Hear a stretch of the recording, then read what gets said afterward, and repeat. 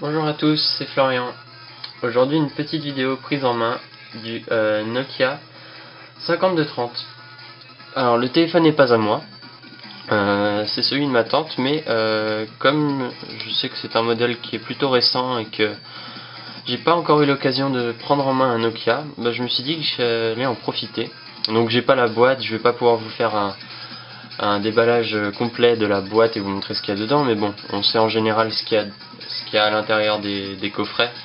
On a le kit piéton, on a notre chargeur, etc.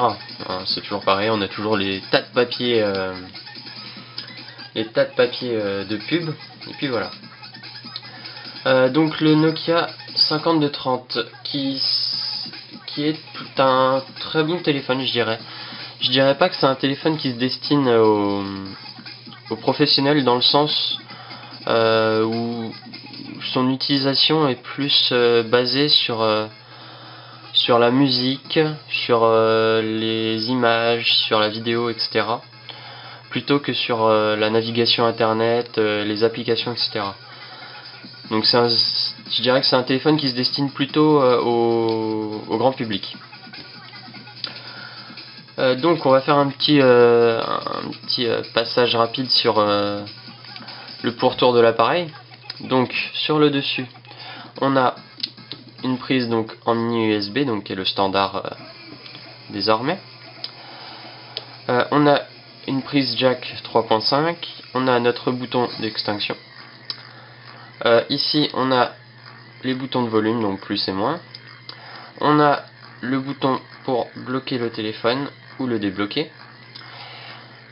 Ici on a le bouton pour mettre l'appareil photo. L'appareil photo ou la vidéo, bien sûr.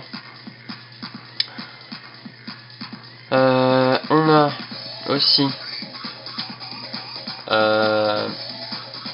excusez-moi, ici on a deux petits slots, donc ils sont pas forcément super simples à accéder. Donc là pour la carte SIM,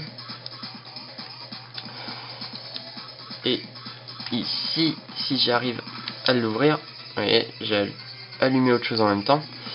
Là pour une micro SD, je suppose. Je sais pas ce qu'il accepte comme format, mais je pense que c'est une micro SD. On a un appareil photo de 2 mégapixels, qui soi-disant au passage est pas forcément mauvais, je trouve. Donc voilà, ça c'était pour l'aspect un petit peu technique de l'appareil, et donc on va passer un petit peu à sa prise en main. J'ai oublié au passage, vite fait, pour le comparer avec d'autres téléphones, donc avec un BlackBerry 8520, donc il est un petit peu plus grand, et donc forcément moins large. Ils sont aussi épais, on va dire, presque aussi épais, un peu plus lourd pour le Nokia. Mais c'est surtout avec le Alcatel ET800, donc là c'est parfaitement la même taille, je dirais, et d'un point de vue épaisseur aussi c'est pareil. C'est juste que le Nokia est tactile et que forcément il est un petit peu plus lourd pour ce qu'il y a à l'intérieur. Donc passons à son utilisation. On se trouve donc avec ce petit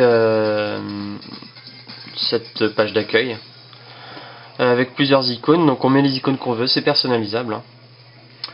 De là on accède à tout. On accède à l'alarme, on accède à des notifications pour voir si on a des nouveaux messages ou pas. On accède donc à plusieurs applications. Donc là au menu qui va nous permettre d'accéder à internet, nos applications, les contacts, les musiques, etc. Ici, là c'est pour composer tout de suite un numéro. Et ici c'est les contacts. Voilà. Donc on va aller dans le menu pour voir un petit peu. Ce que j'ai déjà remarqué, c'est que c'est quand même plutôt réactif, ça marche bien. Même si, comme l'écran attrape un peu les traces de doigts, ça accroche un peu. Moi, ça accroche un peu avec mes doigts, et ce qui fait que j'ai parfois un peu de mal à naviguer. Mais c'est quand même bon. Le tactile est très réactif, ça marche bien. L'appareil est plutôt rapide, il réagit rapidement. Pour ce qui est par exemple de l'Ovistore, par contre c'est pas trop le cas. Là ça paraît rapide, mais en fait ça l'est pas trop. C'est plus, ça lag un peu je trouve. Et y a pas, j'ai pas trouvé d'application Twitter. Enfin peut-être que je m'y connais pas beaucoup non plus. Hein. Faut me dire si dans les commentaires si y a des applications Twitter dignes de ce nom sur les Nokia. Tout ce que j'ai pu voir, c'est que par exemple il y a une application pour Gravity, un nouveau réseau social, et l'application est à 9 €, ce qui est du vol selon moi. On a le système de cartes propre à Nokia.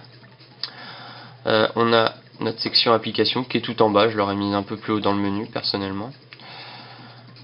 Donc voilà. Pas grand chose à dire si ce n'est que l'appareil marche quand même bien. Il réagit bien. Il permet de gérer comme il faut ses contacts, d'aller sur internet de manière décente. Il gère le multitâche, donc c'est quand même plutôt pas mal, même si, petite précision à faire, il faut impérativement quitter parfois les applications avant d'en utiliser d'autres, parce que la mémoire interne sera beaucoup trop sollicitée, et là ça se mettra à ramer, et les applications carrément ne se lanceront pas parfois. Vous aurez un message d'erreur vous disant que l'application, que la mémoire est pleine, et donc qu'il faut la décharger un peu. Pour ce qui est du clavier, si on veut faire un nouveau message, donc pour écrire, ça se présente comme cela. En le mettant donc à l'horizontale, forcément on a un clavier QWERTY complet. Je le trouve pas forcément génial, mais il a le mérite de marcher quand même pas trop mal. Et pour voir si on a bien tapé ou pas, on a une petite sensation, on a une petite vibration dans le téléphone, sous les doigts. Mais il marche quand même bien, il réagit rapidement, et je pense que c'est tout ce qu'on lui demande, surtout pour le grand public. Donc voilà, en fin de compte, je trouve que c'est quand même un bon téléphone qui marche bien, qui fait ce qu'on lui demande, et puis qui est plutôt rapide. Je trouve qu'il a il a pas un super design, il est plutôt sobre. Là il est en noir, donc je trouve pas ça très joli. Il est dans des couleurs un peu plus vivaces aussi, il est en blanc, il est en orange aussi je crois même.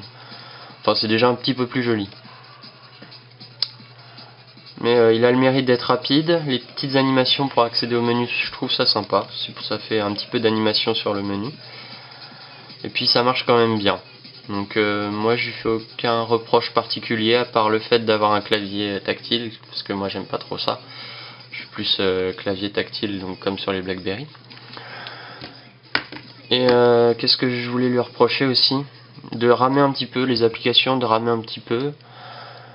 Et d'avoir un Ovistore aussi où le prix des applications est beaucoup trop élevé. Parce que c'est la première fois que je vois sur un App Store, enfin une sorte de store, des applications à 9 voire presque 10 € quoi. J'ai pas été sur celui de BlackBerry qui est l'AppWorld, tout simplement parce que je n'en dispose pas, j'en ai pas l'utilité particulière.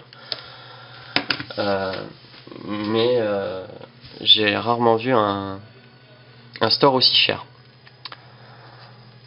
En tout cas, si vous recherchez un téléphone qui marche bien, qui est complet, tactile, etc., moi je vous le conseille, c'est un bon téléphone. Là il est chez Bouygues, celui-là il est chez Bouygues. Apparemment chez Bouygues c'est 1 € avec un forfait classique à 24,90 par mois. Enfin je sais pas trop ce que c'est, je suis pas chez Bouygues. Mais sinon c'est 29 € apparemment, je vois il y a marqué 29 €. Donc voilà, moi je vous conseille de l'acheter si ça vous tente. C'est un bon téléphone bien pour le grand public. Donc voilà, à plus et puis à une prochaine vidéo, ciao ciao.